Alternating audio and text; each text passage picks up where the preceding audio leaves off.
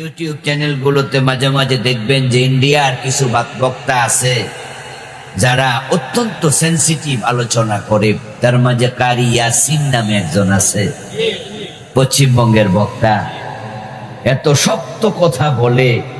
একটি আলোচনা শুনলাম, উনি বলতেছে যে বাংলাদেশের হুজুররা সরকারের বিরুদ্ধে একটু কথা বললে তাদেরকে জেলে দেয়, তাদের মাইক কেড়ে নেয়, মাহফিলে লাঞ্ছিত করে।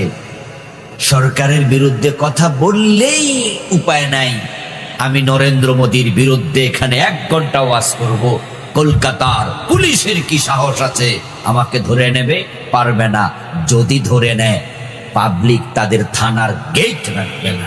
এই জাতীয় কথা বলতেছে কারি ইয়াসিন বলতেছে তাকে ধরে নিলে নাকি থানার গেট ভেঙে ফেলবে পাবলিকে। আমি কই এই কথা বাংলাদেশে আমরা করলে তো বাড়ি যাওয়া লাগবে না।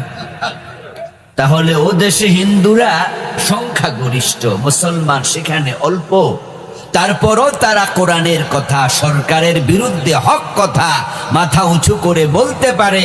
কিন্তু 15টি বছর আমরা কোনো কথা বলতে পারিনি, আমাদের গলা চেপে ধরেছে।